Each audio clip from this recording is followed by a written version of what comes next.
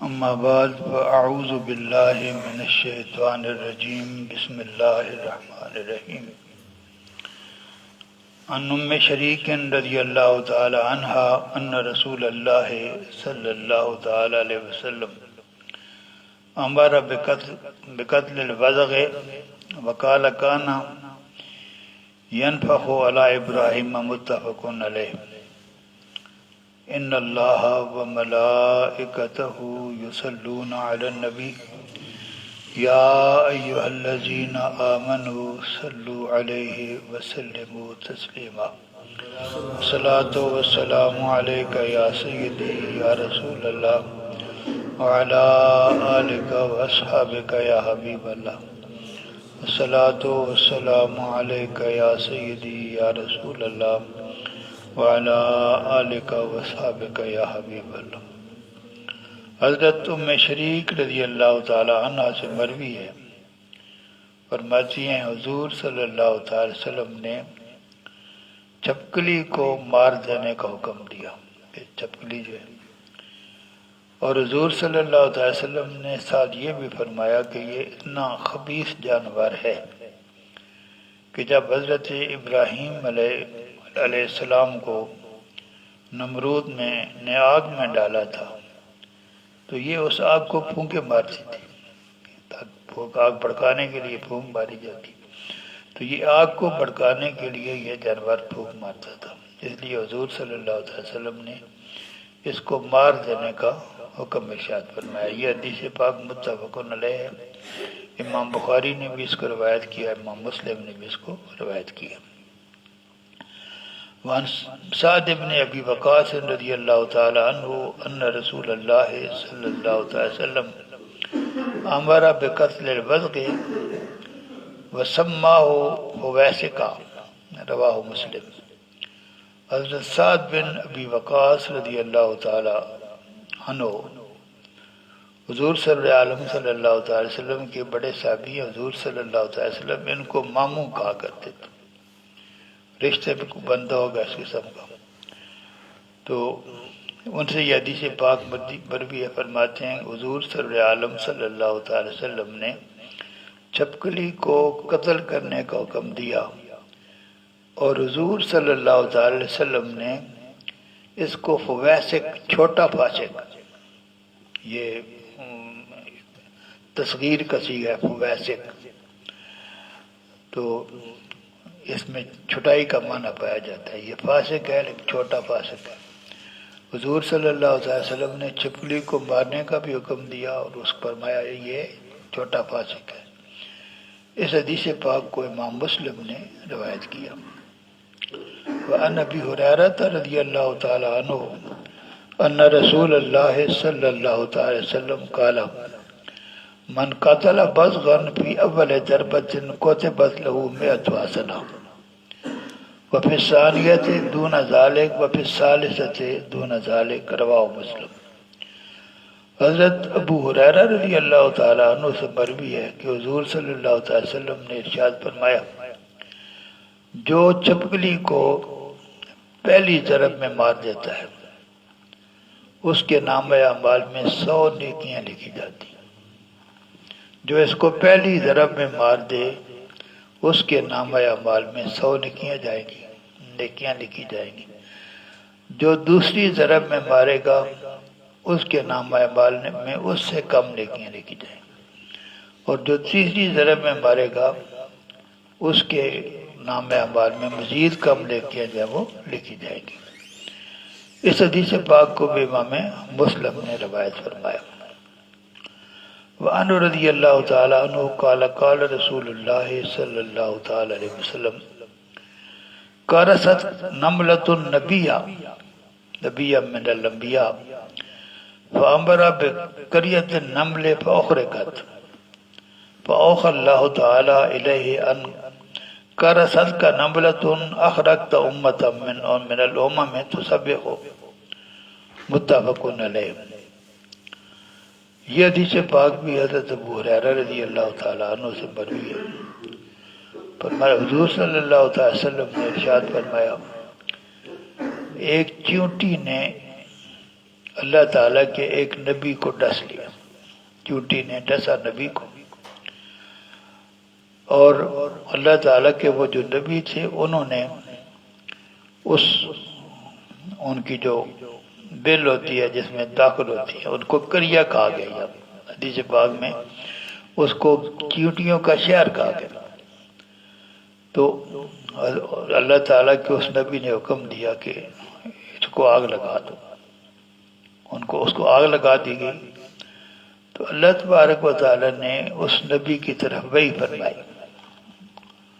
یہ بات ذہن میں رکھیں کہ ہر رسول جو پیغام لے کر آتا ہے، شریعت علیحدہ ہوتی ہے، کئی چیزیں ہو سکتے ہیں ہماری شریعت میں ان کی اجازت نہ ہو، پہلے ان کی اجازت ہو۔ ہماری شریعت میں سجدہ تعظیمی حرام ہے، پہلی شریعتوں میں اس کی اجازت ہے۔ تو اللہ تعالیٰ کے نبی نے ان کو جلانے کا حکم دیا، ان کی شریعت میں اس کی اجازت ہوگی تب دیا۔ نبی اللہ تعالیٰ کے حکم کے بغیر کچھ کر نہیں سکتا، تو انہوں نے اپنے اس شریعت کے مطابق عمل کیا۔ تو اللہ تبارک و تعالیٰ نے ان کی طرف وحی فرمائی، اور وحی یہ تھی کہ اے میرے نبی، ایک چیونٹی نے تمہیں ڈسا، ایک چیونٹی نے تمہیں ڈسا، اور بدلے میں تم نے ایک پوری امت برباد کر دی، پوری امت کو تم نے آگ لگا دی، وہ امت جو میری تسبیح کرتی تھی۔ اللہ تبارک و تعالی ان من شیء الا یسبح بحمدہ، کائنات میں کوئی چیز بھی جو موجود ہے وہ اللہ تعالیٰ کی حمد و ثنا کرتی، صرف جاندار نہیں، بے جان چیزیں بھی، پتھر بھی اللہ تبارک و تعالیٰ کی حمد و ثنا کرتے ہیں۔ جن چیزوں کے اندر کوئی زندگی کی رمق ہے وہ تو بہت زیادہ کرتی۔ تو اللہ تعالیٰ نے اس نبی کی طرف وحی فرمائی کہ اے میرے نبی، تجھے ڈسا تو ایک چونٹی نے تھا، اور تو نے اس کا بدلہ لینے کے لیے پوری امت جو ہے اس کو آگ لگا دی۔ تمہیں یہ پتہ ہونا چاہیے کہ یہ امت جو برباد کیا یہ میری تسبیح کرتی تھی، ان کے تمام افراد میری تسبیح کیا کرتے تھے۔ یہ حدیث پاک متفق علیہ ہے۔ ان ابی ہریرہ رضی اللہ تعالی عنہ قال قال رسول اللہ صلی اللہ تعالی وسلم اذا وقعت الفارة في السمن فإن كان جامدا فألقوه وما حولها وإن كان مائعا فلا تقربوه، رواه احمد و ابو داود۔ حضرت ابو ہریرہ رضی اللہ تعالی عنہ سے مروی ہے، فرماتے ہیں حضور صلی اللہ تعالی وسلم نے ارشاد فرمایا، اگر چوئی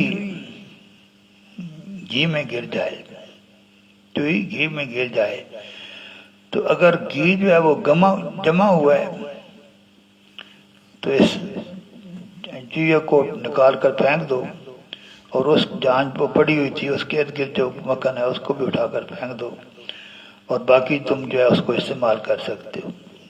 لیکن اگر وہ جو گھی ہے وہ جمع ہوا نہ ہو بلکہ پگھلا ہوا ہو تو پھر اس کے قریب نہ جاؤ، پھر اس کو کھانے کی اجازت نہیں ہے۔ اس حدیث پاک کو امام احمد اور ابو داؤد نے روایت فرمایا، اور اس حدیث پاک کو امام دارمی نے حضرت عبداللہ ابن عباس سے روایت فرمایا۔ وعن سفینہ رضی اللہ تعالی عنہ قال اکلت مع رسول اللہ صلی اللہ تعالی وسلم لحم خبارہ، رواہ ابو داود۔ حضرت سفینہ رضی اللہ تعالی عنہ، یہ ان کے ایک واقعہ ہے، ان کا حضرت سفینہ صحابی ہیں، نام ایسا ہے جو ہمارے یہاں عورتوں جیسے استعمال ہوتا ہے لیکن یہ مرد کا نام ہے۔ تو یہ کہیں جا رہے تھے لشکر کے ساتھ، تو لشکر سے بچھڑ گئے، تو جب لشکر کی تلاش میں تھے تو آگے سے شیر آ گیا، اس نے حملہ کرنے کا ارادہ کیا۔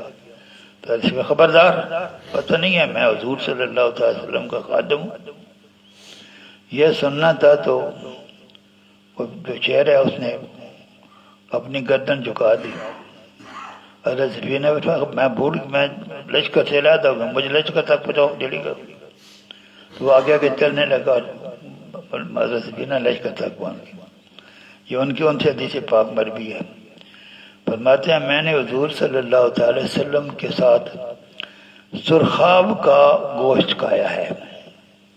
سرخاب کا ایک پانی آبی پرندہ، اس کا میں نے گوشت حضور صلی اللہ تعالی وسلم کے ساتھ کھایا ہے۔ اس حدیث پاک کو امام ابو داؤد نے روایت فرمایا۔ وآخر دعوانا ان الحمدللہ رب العالمین۔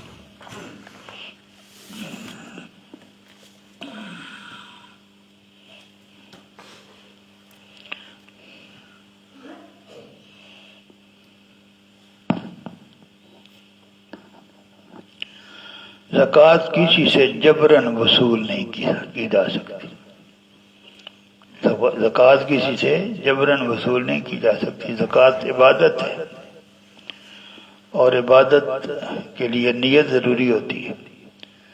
تو آپ اس کو ترغیب دیں گے بندے کو اس کو زکوٰۃ دو، لیکن جبراً وصول کریں گے تو چونکہ یہ عبادت ہے ہوگی ہی نہیں۔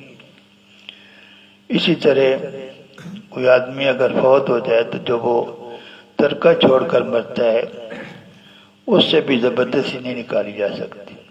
اگر اس نے وصیت کی ہو کہ میرے مال میں سے میرا زکوٰۃ رہتی ہے، اتنی زکوٰۃ دینی ہے، تو وصیت بھی سارے مال میں نہیں چلتی۔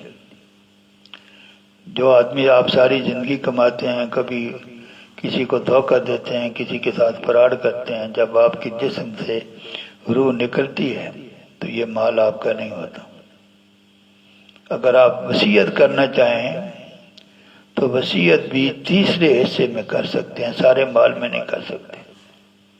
آپ نے ساری زندگی نمازیں اگر نہیں پڑھی اور جب موت قریب آئی ہے تو آگے صبر آپ کو نظر آتا ہے کام بڑا گڑبڑ ہے، روزے بھی نہیں، اگر پوچھیں گے روزے نہیں رکھے، فدیے کی کوئی صورت بنائی جائے تو آپ کا مال جو ہے وہ اگر کروڑوں میں بھی ہے تو نمازیں تو آپ نے چھوڑی پڑھی ہی کوئی نہیں ہے، بڑا لمبا چڑھا ہو جاتا ہے۔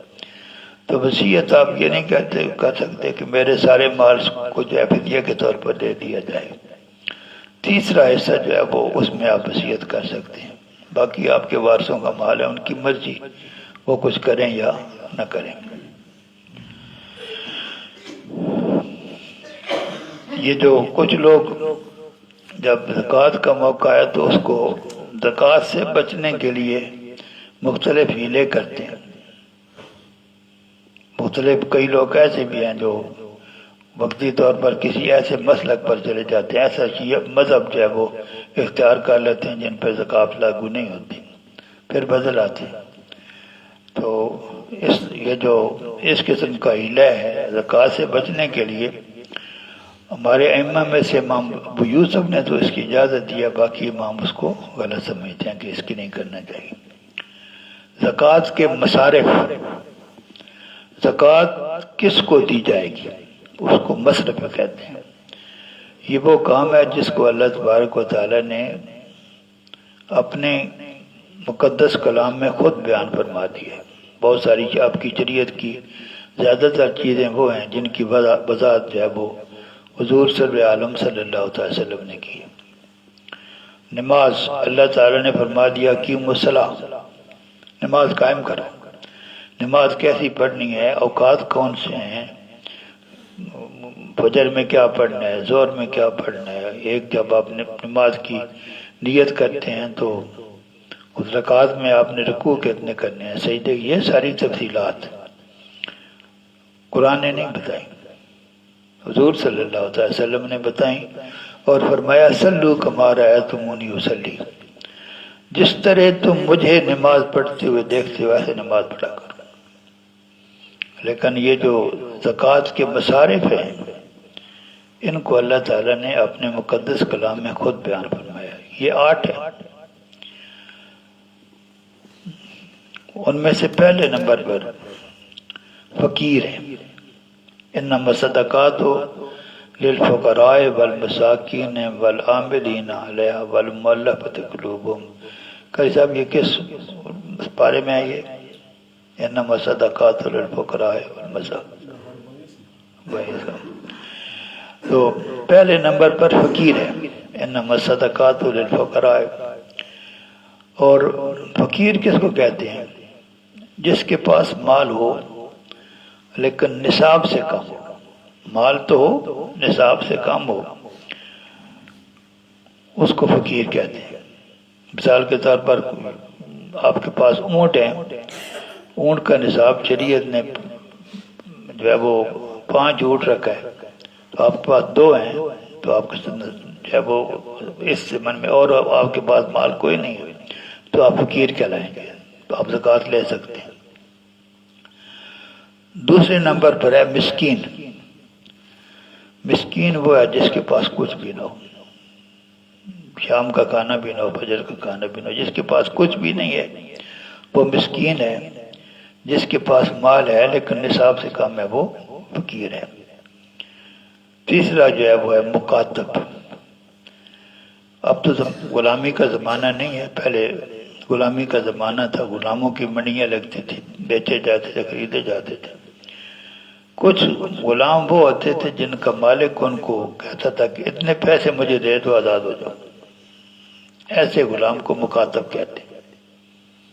اس کو آزادی کے لیے مال درکار ہوتا ہے، تو اس کی مدد کرنے کے لیے تاکہ یہ آزادی حاصل کر سکے اس کو بھی زکوٰۃ جو ہے وہ دی جا سکتی ہے.